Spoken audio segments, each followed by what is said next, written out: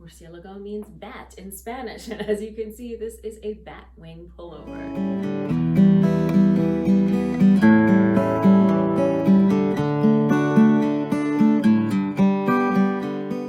Hey everyone, welcome to episode 48 of the Hilo Stitch podcast. I'm your host Kristen, and I'm here to talk to you about what else? Knitting. I will also be talking about all things knitting and yarn related, and maybe in some cases not so related. So if you don't know me already, my name is Kristen Janik. I am a semi-retired knitting pattern designer, a knitting instructor, and an all-around knitting enthusiast. I am podcasting to you from my home in the Maryland suburbs of Washington, D.C., where I live with my husband and two little boys, a dog, a cat, some fish that insist on continuing to live. When I am not knitting, you can find me sewing sometimes. We'll talk about that. Vegetable gardening, watching baseball, drinking wine, but it's mostly about the knitting, so let's go ahead and start talking about it. We are going to start right away with the Adelante segment today, and this is where I'm talking about new and upcoming knitting patterns because I have finished my latest sweater design. Let me see if I can still show it off. I don't have a lot of space here to back up. All right, there we go. So this is the sweater design that I have been working on recently. This is the Murciélago pullover. Murciélago means bat in Spanish, and as you can see, this is a bat wing pullover. So this is worked from side to side. You start with this cuff, knit all the way up the sleeve, split for the body, join again, and work down the other sleeve. I am really happy with the way that this turned out. It is so comfortable. The yarn is Hudson and West Forge, which is a merino corriedale blend. It's nice and soft, but it also has lots of structure and bounce. Really, you can see the cables are popping really nicely down the sleeves and across the neckline here in this yarn.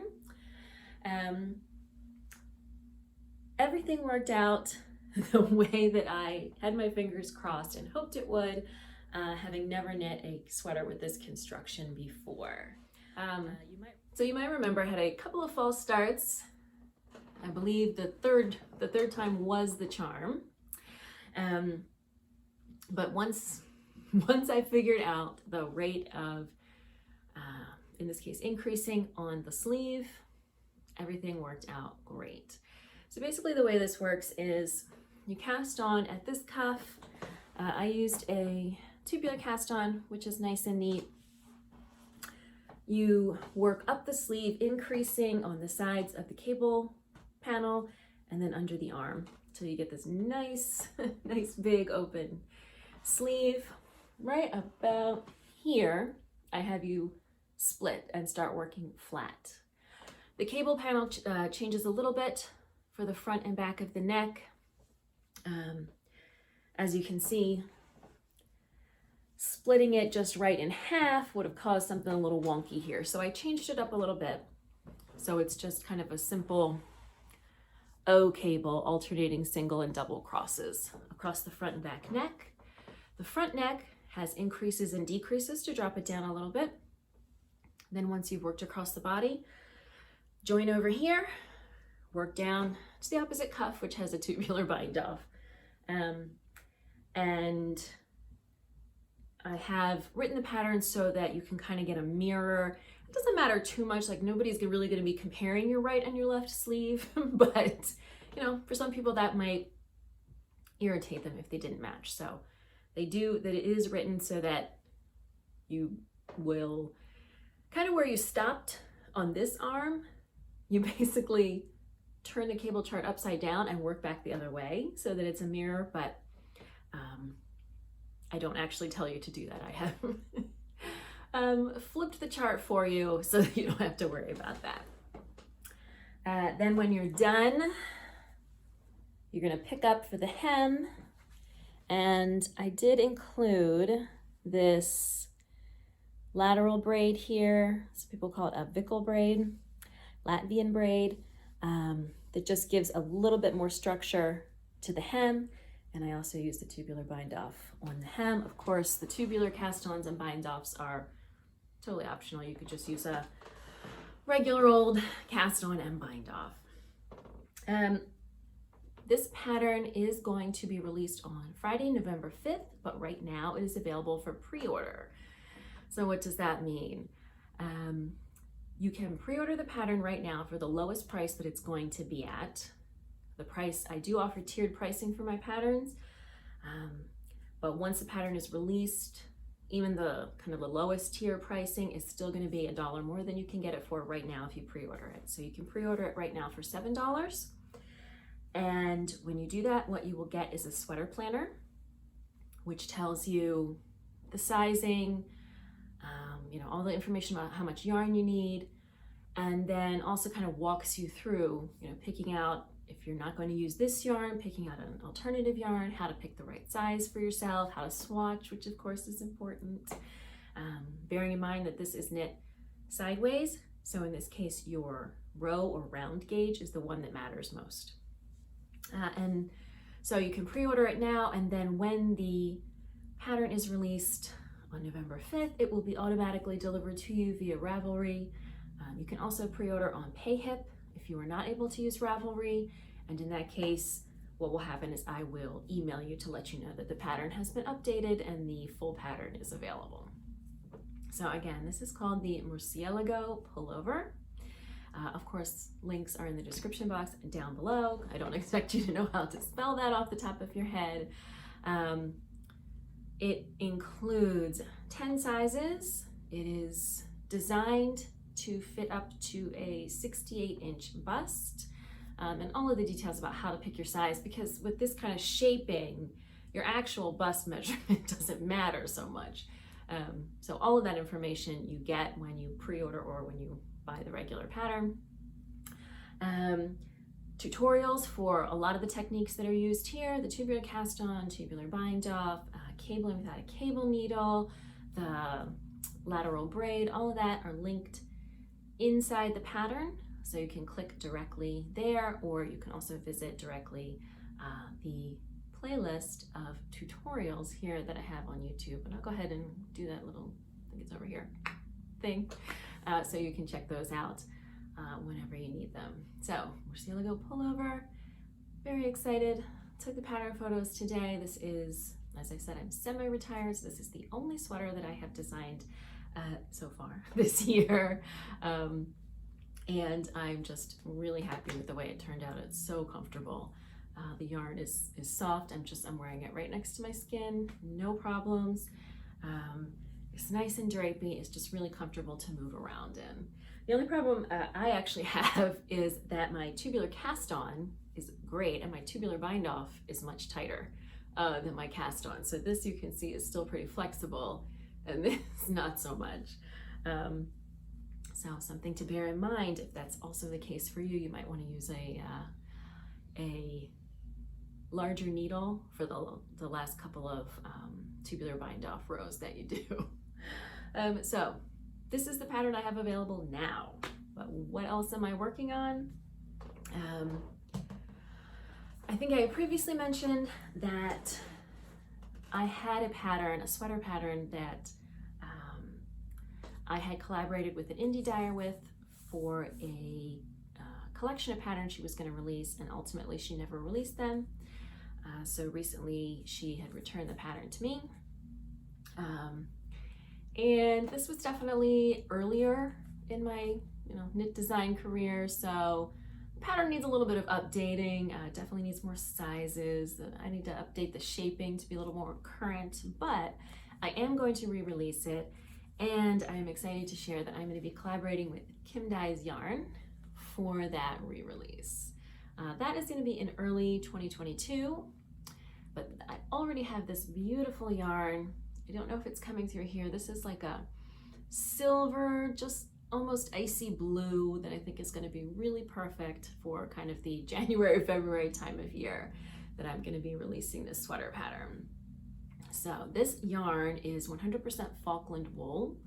It is surprisingly soft. I don't think I have worked with Falkland wool before. And having tried different breeds of sheep wool, merino is definitely the softest. Cormo is pretty soft. Other than that, I find some of the other breeds a little bit scratchy, but this is nice and soft, so I am already swatching and will hopefully be getting that started soon. Like I said, I need to make some updates to the pattern, make it a little more current, give it some more sizes, make sure that it's sort of following the current style sheet that I use for my patterns. But you can look for that in, I want to say January, but could be as late as February 2022. So that is, for now, what is in the pipeline in terms of designing. All right, for on and off the needles in this episode, I don't really have a lot to show you because almost all of my energy has been going into finishing up this sweater. I don't have anything new on the needles, I don't think. No, I don't think I have started anything new. The other thing that had been getting a lot of my attention was this shawl test knit that I'm doing for Making Stories magazine. But I am just frankly about to throw in the towel with this because it's actually, it's hurting my hands because the yarn is so slippery and there are so many stitches on the needle, and the yarn is also very thin. This is a lace weight held double with a mohair, so it's still kind of in the lace weight area, that I find myself kind of gripping very tightly, and it's actually starting to hurt my hand.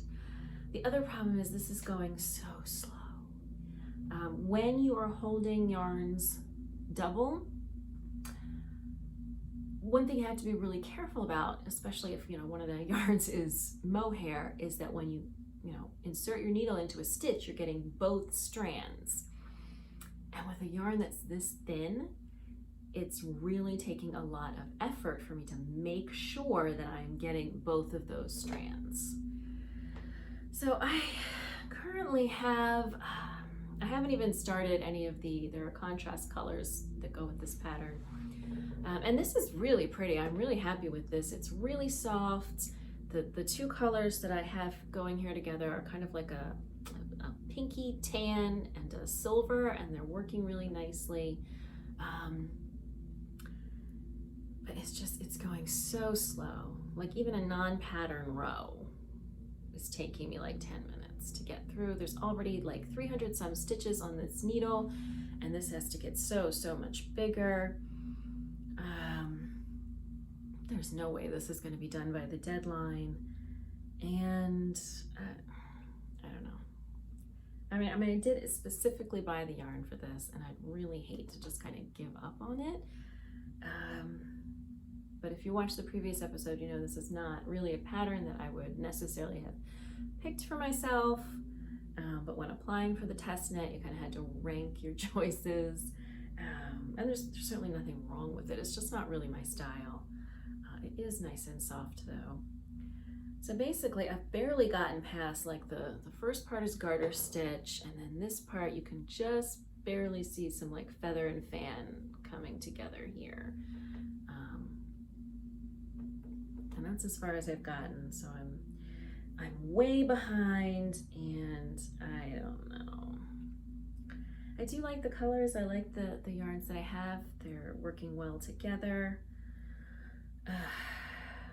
And then I'm kind of doubtful I would find another project for them. Again, there's just not a lot of lace weight stuff out there, and I don't particularly enjoy working with yarn that thin, so I don't know. This has been getting sort of my TV knitting attention, but I just am not enjoying it. I am enjoying the yarn, but I am not enjoying the actual knitting, so I don't know. I even put it in my Rhinebeck project bag that I got a couple of years ago from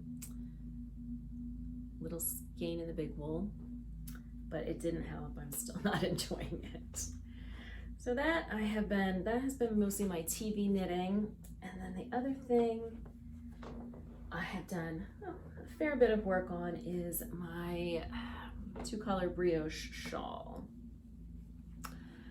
So if you've watched a couple of episodes back, I've got 2 skeins of the Tones yarn from Brooklyn Tweed, which is their sort of the same color dyed on a light and a dark base, and decided to put them into what I wanted to be a reversible, completely reversible brioche shawl.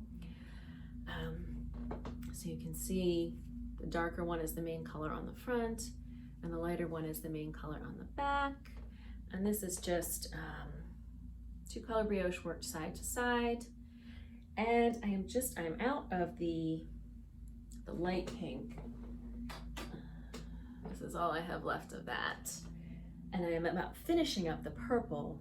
And then what I've done is added this skein of Brooklyn Tweed Shelter.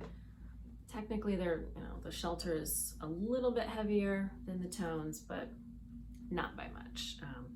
So I have this much of the purple, of the dark purple left. And so what I did is started transitioning into this Shelter.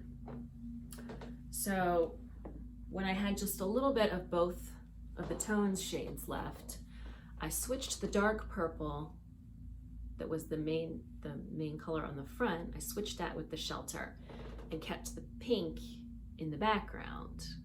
So on this side, you can see the main color changes, and then on this side, the background color changes. And so now that I've finished up the pink, I'm going back and swapping the pink for the dark purple as the background color on the front side. I just started, so you really can't see it yet. And then that means that the dark purple will become the main color on the wrong side. But I'm trying to make this reversible, so there's really no right and wrong side.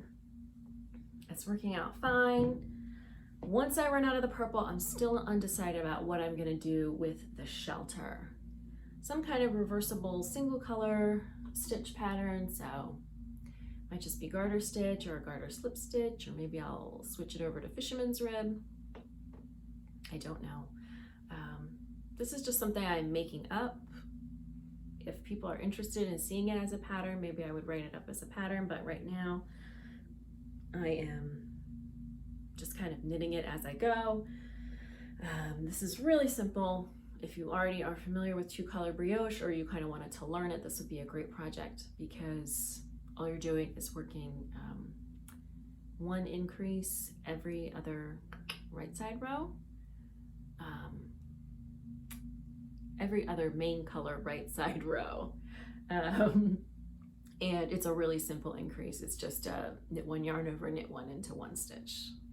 I've got kind of like a little bit of an I-cord edge going on both edges to sort of,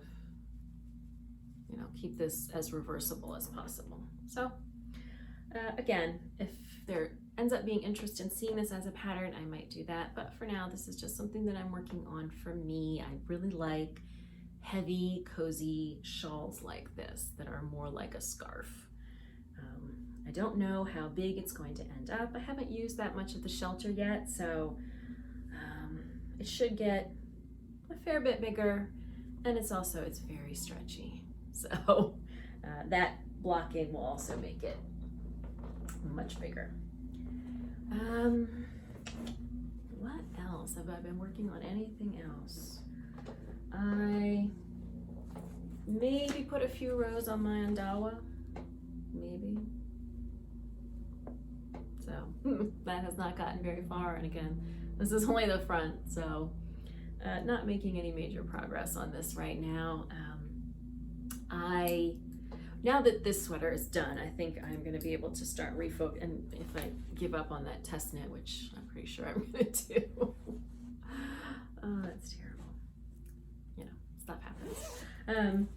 then I think I'm going to be refocusing on the Andawa and the my Ridgeview tee, which is sitting over there in a bag. I have not touched it in weeks. The other thing that I want to get started on is another project for my Make 9, which is Andrea Mallory's, I forget, it's not Pink Fizz, Daydreamer, the Daydreamer. So I got the yarn for this a while ago. I did recently swatch. So this is again one of these patterns. It's a fingering and a mohair held together. So this is yarn from Fibre for the People. This is Sapphire and this is Kalamata. I love blue and brown together, and this brown, I don't know if you can see, it really is kind of leaning a little bit toward purple in places. Kalamata olive. So I really like this combination. I wasn't sure how it was going to knit up together. I did just do a stockinette swatch to see about the color. I ripped it out, so I'll go ahead and pop a photo in here. So I'm actually pretty happy with that. It's almost looking a little bit eggplanty to me, but since that was just kind of to test the color, that's why I ripped the swatch out. So I am going to go forward with these colors, but I have not gotten any farther than checking the combo and, well, winding up the balls. The swatch that I need to do for the sweater is not stockinette. It's in a honeycomb cable pattern, so the original swatch really wasn't going to help me with that. So hopefully we'll be getting that on the needles soon as well. And I think that's all I've got for on and off the needles in this episode. I actually have lots of yarn to show you. I consider it lots of yarn because I celebrated my birthday this month and I decided to take myself yarn shopping. My birthday was on a Friday, the kids were in school, my husband had to work, as most people do, and pretty much everybody else was at Rhinebeck. I did not go to Rhinebeck this year. We did not feel like it was going to be safe enough. Was very jealous looking at all the pictures, but I did get to take myself yarn shopping. So I went down to Fibre Space in Alexandria, Virginia, which used to be my local yarn store. When my husband and I lived in Virginia for a couple of years, just before and right after we got married. And now is, I guess, about 45 minutes away from me, so, which sounds really kind of far, but in the DC area, everything is like, even just driving down to DC, which is only 20 miles away, that's like an hour's worth of driving and parking. So even when it's not rush hour. So 45 minutes is nothing really. So I did go down there, and first of all, they put my stuff in this adorable bag. Just love this. Look at all this cute fall stuff. So that was wonderful. But then there's some good stuff inside too. So first I bought some self-striping sock yarn. This is from Haverland, who I believe is in this area. I don't know exactly where she's located, but I think it's kind of somewhere around the Maryland, DC, Virginia area. So this is called Epic Space Opera Part 4. I don't know what that refers to. I just liked these colors. This is actually a sport weight yarn. And I think this will be cute for maybe some self-striping socks for my kids. And with the sport weight yarn, maybe that's going to be a little bit sturdier than a fingering weight yarn. I guess we'll just have to see. So let's see, Pax Sport is a 3-ply, 80/20 merino and nylon. So hopefully, again, that will help. That will kind of stand up to my kids. And I really like these kind of fall colors in here. So that is adorable. And then I had, a while back, I placed an order from some yarn shop, like maybe Loop London, because I really wanted to get some Gilead, and It's not widely available in the US. Fibre Space does have it. They did not have enough of the colorway that I wanted. And they didn't have any of the colorway that I really wanted, and nobody else seemed to have it either. But when I went down there, they had one ball of, not Gilead, but another de Rare Natura yarn, Elise, in this colorway that I was dying to get. So this is their eucalyptus colorway. I really love the heathering here. It's just stunning. So they had one ball of this, and let's see, Elise is like a fingering sport weight, I think. They only had one ball. But so I decided, since I can't really do anything with one ball of, whatever, 185 meters, whatever is that, 150 yards of sport weight yarn, I decided to get a little palette of sport weight yarns. So I got these, thinking I could put them into some kind of color work hat together. So this is the eucalyptus. This is cypress. So I don't know if it's looking a little blue here, but it's actually more of a dark bluish green. And then this one is a very dark blue, and it is called something that's like Tempest or something. Yeah, okay, it's not Tempest, it's Tempet because it's French, but so that's just a very dark blue. So I think these are gonna be really cute in something. Like I said, I think a hat. I'm not 100% sure, but I'm really happy with the palette. I have seen recently a lot of color work hats that I like. None of them are this weight. That's relatively easy to fix, and just, you knit a bigger size on a smaller needle. Make sure you're swatching so you can figure out how it's going to come out, and you adjust for the height of the hat. But we'll see. I may keep shopping around. I definitely queued a pattern recently that I don't recall the name of, but it was a really cute kind of color work hat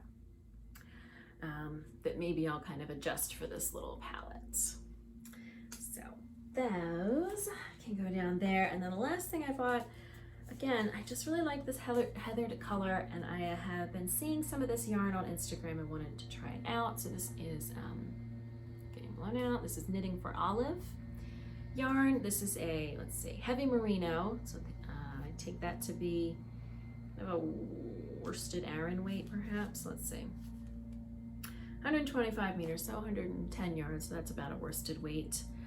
And this colorway is called Soft Aqua. Again, it's getting blown out, but it's that? No. It's a really just a softly heathered color, which I guess is probably my favorite style of yarn, because you don't get that sort of uniform color that you get in ready-to-wear knits, which are very kind of like red, black, and there's not a lot of depth to the color. Heathered colors, you just get a little bit of depth that gives it a little bit more interest, but not so much that it's becoming variegated and kind of distracting from the stitch patterns. So I just happen to really like heathered yarn, and I got these. I don't know what I'm going to do with them. I got two. That could be, a hat, a cowl, who knows, something. So that was my yarn trip for my birthday down to Fibre Space. So if you are in the DC area, definitely check them out. Really cute shop. Well, when I was there, I guess somebody who works there has Italian greyhounds, which are like greyhounds but smaller. And my sister keeps sending me these reels of Italian greyhounds because she really wants one. So they were kind of already on my mind, and then I saw these two cute little dogs like tapping around the shop that were really adorable. And when it came over to give me a sniff, of course I smell like my own dog, so you might see some dogs there. Everyone there is very nice. The only bummer was something I actually needed, which is more cables for my Chiaogu needles, because I don't finish things and I have a lot of whips. and I need more cables to start more projects, obviously. They don't actually carry those. So I was actually at a yarn store, which doesn't happen that often, especially, you know, in the pandemic times. But they just didn't have the only thing I actually needed for my knitting. And I guess needed is kind of a strong word. I could certainly try finishing projects so that I could use the cables that I have for new projects. Other than that, I asked my husband for yarn for my birthday. I asked him to order some dyed-to-order yarn from Fibre for the People, which he did. It has not come in yet. You know, I think the lead time is like 4 weeks or so. I am not, you know, in any rush to get it. I have plenty of projects on the needles, but it's nice to know that it's coming. So that is the stash that I have to flash in this episode.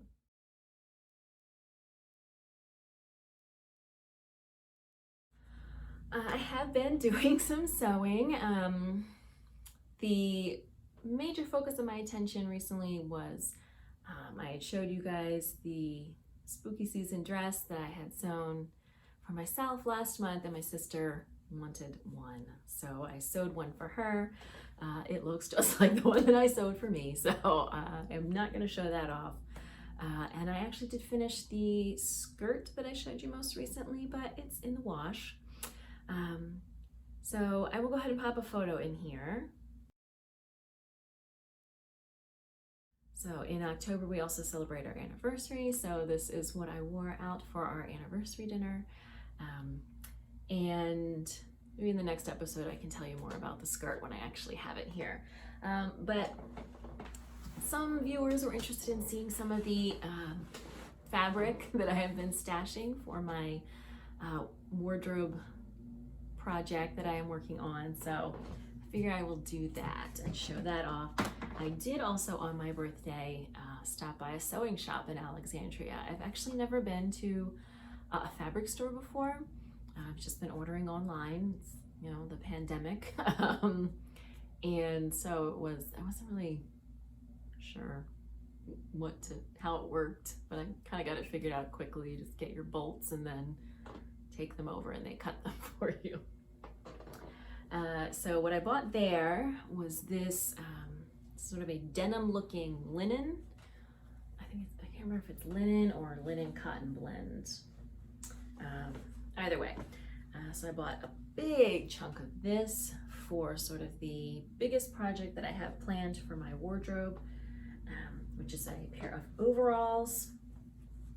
That's sort of, I've planned out like 6 projects, and that's going to be at the end because that's kind of a much bigger undertaking than anything I've done. So I kind of build my way up to that. And then I also bought this really cute, you can see it's kind of got these textured dots on it. It was just 100% cotton, this black with these kind of like Swiss dots. And I bought enough to make a cute little tank top dealie that I hope will be more of kind of like a date night. A date night top. Not that we have that many date nights. We just had the most date nights we like ever have this month because it was my birthday and our anniversary, and now we won't go out again until who knows when. This one is a velveteen that I bought for a pair of pants. I love this. I don't know the names of any of these.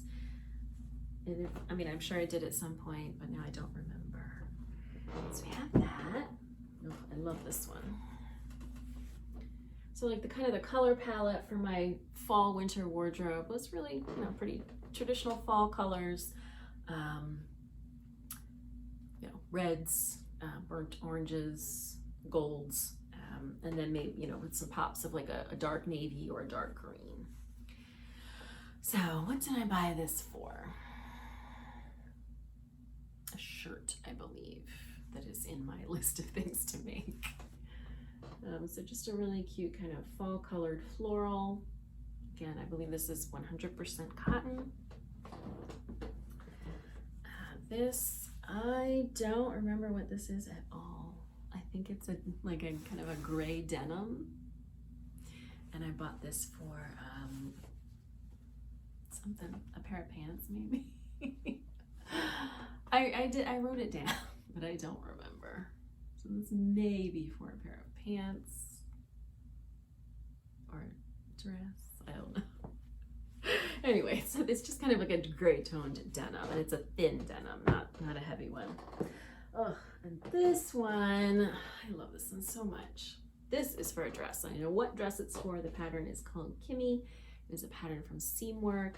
This is rayon. I have not worked with anything other than cotton or linen yet. I don't know how it's gonna go. I love these kind of very fall inspired florals, and then you can see it has sort of like a little script in there.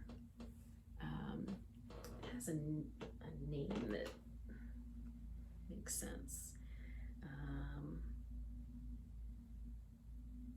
It's called Bookish. Yeah, so it has it looks like a written script in there. So again, that is a rayon. I have not worked with rayon before. I hope it's going to work for the dress. I did try to sort of take the pattern recommendations for what kind of fabrics to get. So we will see. The next project I'm going to be working on is a corduroy pinafore, I think they're calling it. Just kind of like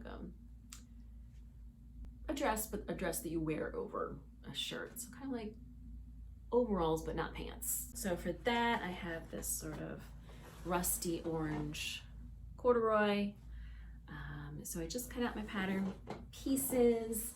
I'm gonna probably get started on this weekend.